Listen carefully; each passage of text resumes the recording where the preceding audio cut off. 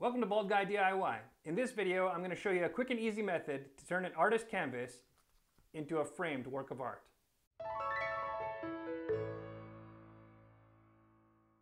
Now, creating a reverse canvas is a great and economical way to turn something simple into something that can be much more beautiful and meaningful. Many times, though, people grow frustrated when they can't get their design to line up properly, or they have trouble getting everything to fit the way they expected it to. Now, many of the tutorials I've seen online show a method that's a little bit frustrating and clunky to use, but I've developed a quick and easy process that'll make it very simple for you to get everything lined up and square to get your project off with a bang. I'm going to show you 3 simple ways to finish off the frame and make a great looking project, and I'm really excited about the last one because I know you've never seen it before. Let's get started. First thing we need to do is get this canvas off the frame. I use a sharp craft knife, slide it along the edge, and just move all the way around.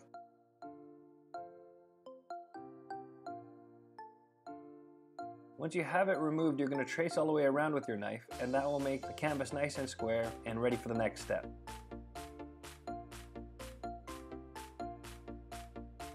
Pull off the remaining strands of the canvas. No need to pull the staples. Now I'm going to use an Omni square here to measure off 1/2 inch, and I'm going to remove 1/2 inch from both the length and the height.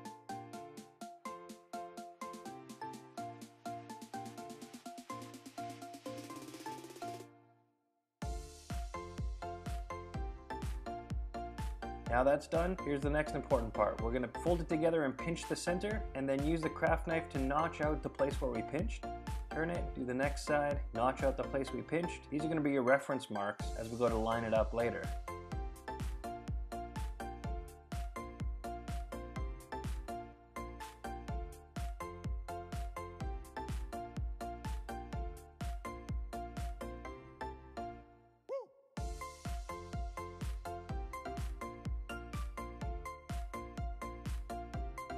Now that we have the canvas reference marks, we're going to make reference marks on the frame. Measure halfway across and mark the frame.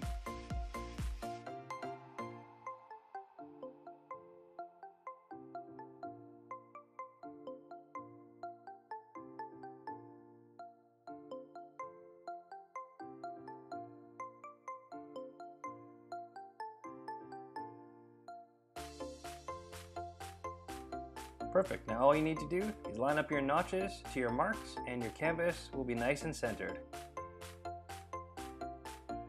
Here I'm using a slightly different method. After you trim it, you can just simply use the edge of the frame as your straight edge and cut approximately 1/2 inch off. It doesn't have to be exact. When you pinch the center, it's going to be perfectly lined up anyway, so it doesn't matter if you take off 1/2 inch, 3/8, whatever.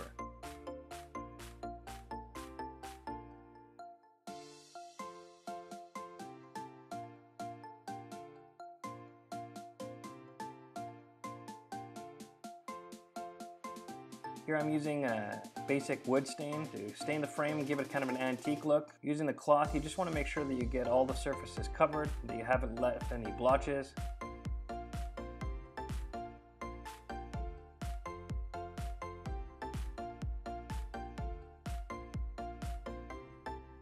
Now I'm using a paintbrush to just get inside all the corners. Just make sure that I got in everywhere. There's no light wood still showing.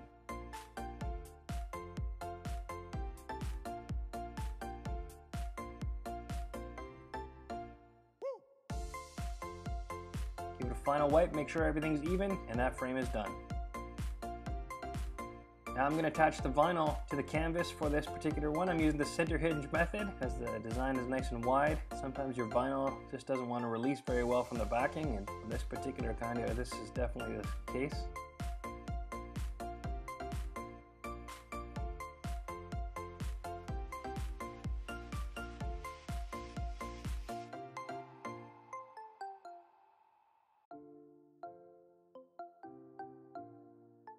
As I do the second side, you see here how I had trouble getting the design to release from the backing. But you just gotta be patient, stick with it, keep pushing down the areas that aren't releasing properly, and eventually it'll come.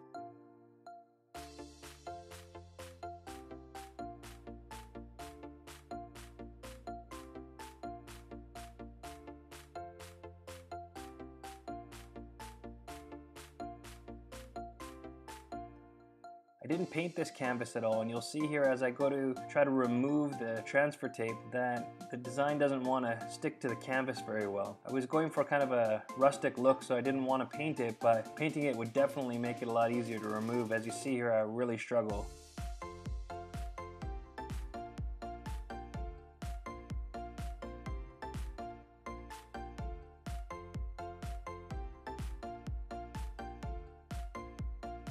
Easy to get frustrated in these moments, but you really just got to stick with it, be patient.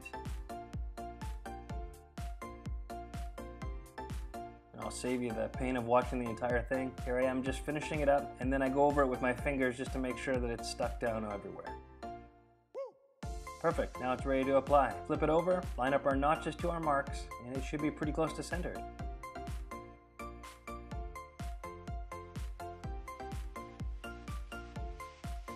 Use push pins to anchor it so I can turn it over and have a look.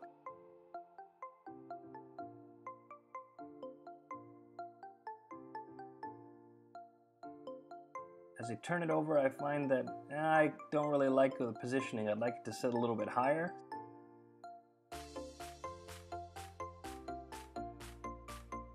So it's easy to switch, flip it back over, remove the push pins and slide it up a little bit. Still much easier having the reference marks than trying to figure it out a little bit at a time. Checked it again, I'm very happy with this, so it's ready to fix it now with staples to the back of the frame.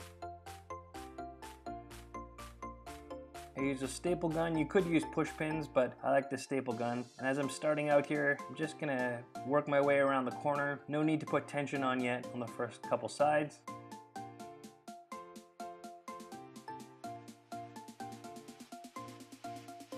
Now as I move to the last two sides, I'm going to make sure I'm holding it and giving it tension so that the canvas won't be wavy at all. Pull the push pin out so it's not going to interfere with that tension. And just stretch it and put staples all the way along the edge.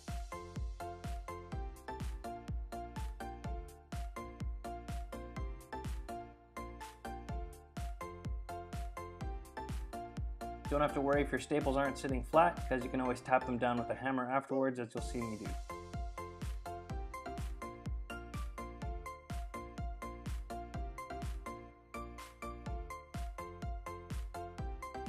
And there's the first design all finished.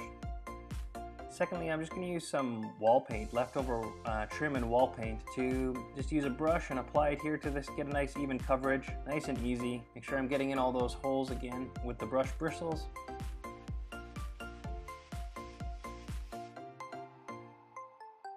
Couple extra wipes and it's done. I'm using a blue wall paint and a foam roller to apply a nice even blue. Once I let it dry and apply the vinyl, here I'm going to again line up the notches with the marks on the back of the frame.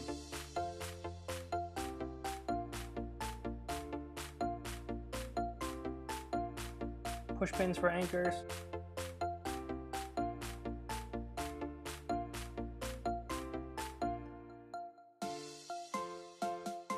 This time I was quite happy with the placement, so I'm just going to go ahead and staple around the outside as same as before. Now putting a little tension on. You can see some of those nails are not sticking very flat, but you can tap those in later.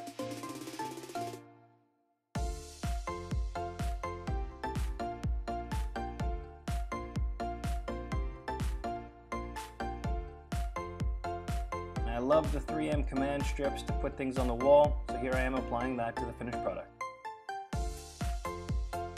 Lastly, I'm using the King of Random's How to Hydro Dip Anything video and showing you here how you can prime and then hydro dip the frame to give it a really unique and cool look.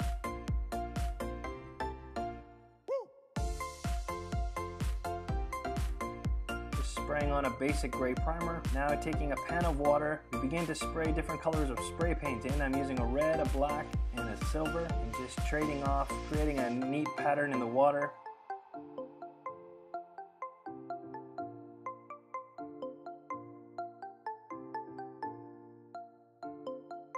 And then we're going to plunge our frame inside. My red quit working properly.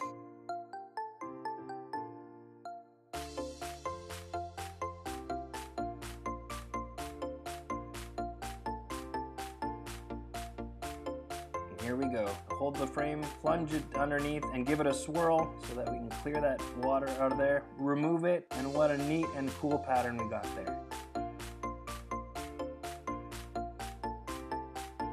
Something you've probably never seen before though is also going to be priming and hydro dipping the vinyl itself. So after letting it dry, I'm creating another pan of hydro dip.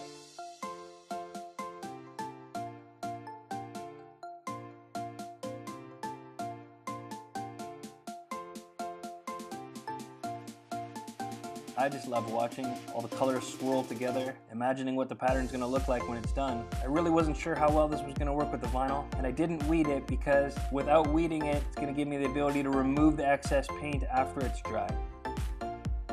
Plunge it beneath, swirl it underneath the water, and wow, that turned out great.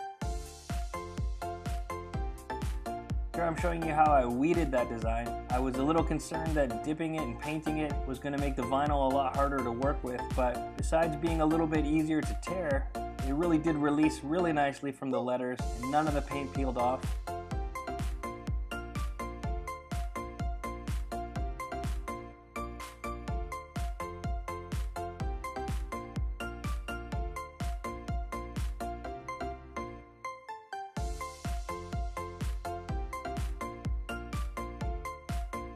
It's always such a rewarding feeling to see something new that you've tried work out well, and hydro dipping vinyl is definitely something I'm going to do again.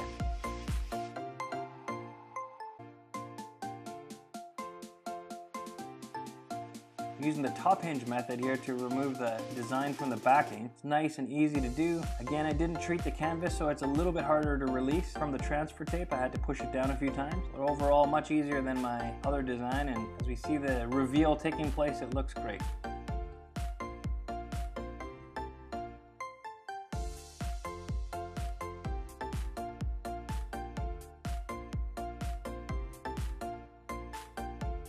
All we have to do is decide which way we want our frame and then put our vinyl in place. Line up your notches with your marks again. And there it is finished. Here's a final look at all three designs. So there you have it. 3 simple ways to finish a project and make it look great.